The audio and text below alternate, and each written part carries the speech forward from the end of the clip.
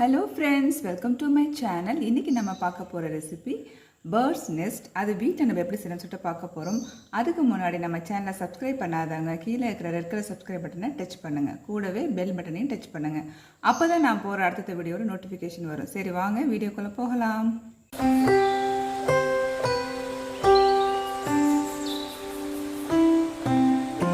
செய்ய தேவையான பொருட்கள்லாம் பார்க்கலாம். உருளைக்கிழங்கு நான் 200 கிராம் எடுத்துக்கிறேன். அது குக்கரில் 4 விசில் வச்சு நம்ம மேஷ் பண்ணி எடுத்துக்கலாம். ஒரு கேரட் துருவி வச்சுக்கலாம். 1 spoon ginger garlic paste, roasted சேமியா, ஒரு ஆனியன் கட் பண்ணிக்கலாம். கொத்தமல்லி நம்ம ஃபைனாக கட் பண்ணிக்கலாம்.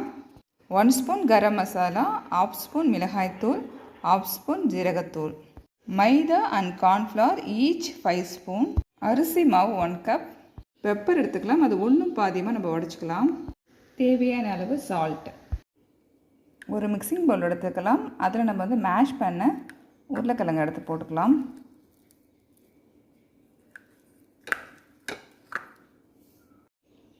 நெக்ஸ்ட்டு கேரட்,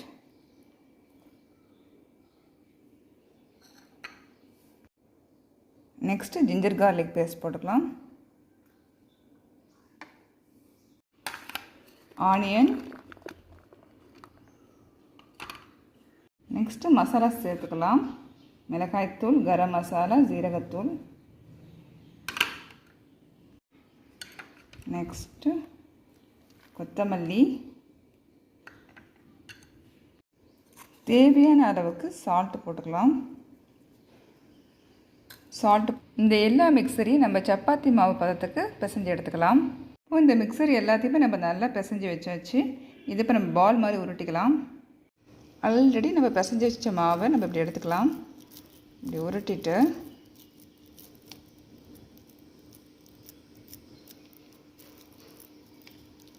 ஒரு நெஸ்ட்டு மாதிரி அதை ஆக்கிக்கணும்.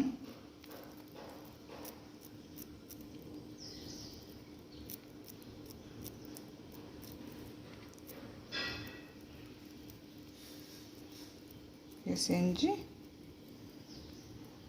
வச்சுக்கலாம். இது மாதிரி நம்ம எல்லா மாவுலையும் செஞ்சு வச்சுக்கலாம். பாருங்கள், நம்ம இது போல் எல்லாத்தையும் நம்ம செஞ்சு வச்சுக்கலாம். நெக்ஸ்ட்டு ஒரு பவுலில் நம்ம மைதா அண்ட் கார்ன்ஃப்ளவர் போட்டுக்கலாம். கொஞ்சமாக சால்ட், கொஞ்சம் தண்ணி. இது வந்து பார்த்திங்கன்னா பைண்டிங் பண்ண போகிறோம். நம்ம கொஞ்சமாக தேவையான அளவுக்கு தண்ணி ஊற்றி நம்ம கரைச்சி வச்சுக்கலாம். பாருங்கள், கட்டி இல்லாமல் நம்ம கரைச்சி வச்சுருக்குறோம். இதுலேருந்து ஒன்று எடுத்துக்கலாம். எடுத்துட்டு நல்லா பைண்ட் பண்ணிக்கோங்க. நெக்ஸ்ட்டு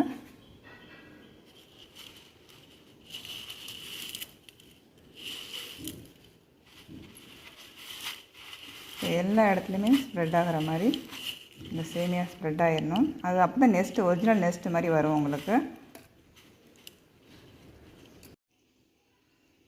இது போல் நம்ம எல்லா நெஸ்ட்டையும் செஞ்சு வச்சுக்கலாம்.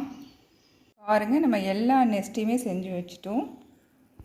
ஒரு மிக்சிங் பவுல் எடுத்துருக்கோம். அதில் வந்து நம்ம அரிசி மாவு கொட்டியிருக்கோம். கொஞ்சமாக சால்ட், 1 ஸ்பூன் எண்ணெய் ஊற்றிருக்கோம்.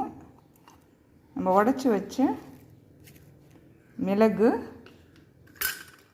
கொஞ்சமாக தண்ணி சேர்த்து பிசைஞ்சிக்க போகிறோம். இது எதுக்குன்னு கேட்டிங்கன்னா, நம்ம எக்கு செய்ய போகிறோம். நெக்ஸ்ட்டுக்கு எக்கு வைக்கணும் இல்லையா, அதுக்கான மாவு தான் இது.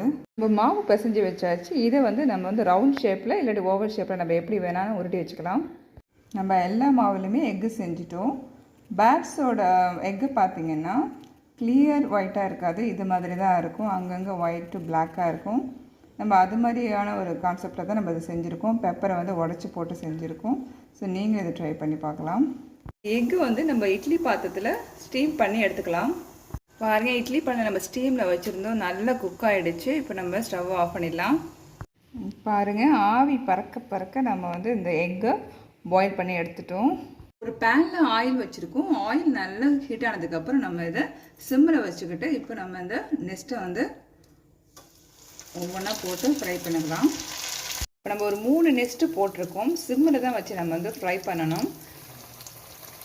ஒரு பக்கம் வெந்ததுக்கப்புறம் நெக்ஸ்ட் பக்கம் வந்து நம்ம திருப்பி போட்டுக்கலாம். 2 பக்கமும் நல்லா ஃப்ரை ஆகிடுச்சு. நம்ம இப்போ எடுத்துக்கலாம்.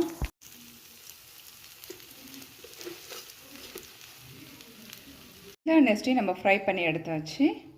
ஸோ நமக்கு நெஸ்ட்டும் ரெடி ஆகிடுச்சு, நமக்கு எக்கும் ரெடி ஆகிடுச்சு. இப்போ நம்ம செட் பண்ணலாம்.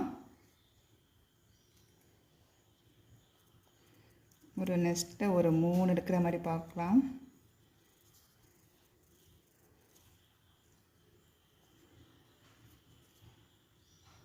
நெக்ஸ்ட்டில் எக்கெல்லாம் வச்சாச்சு. கார்னிஷுக்கு நம்ம கோரியாண்டர் லீவ்ஸ் வச்சுருக்கோம். இது டொமேட்டோ கெச்சப் கூட வச்சு சாப்பிட்டிங்கன்னா பேர்ட்ஸ் நெஸ்ட் ரெடி. யம்மியான பேர்ட்ஸ் நெஸ்ட் ரெடி. இது நீங்களும் வீட்டில் ட்ரை பண்ணி ஃபேமிலியோடு என்ஜாய் பண்ணி சாப்பிடுங்க. Okay, thank you friends.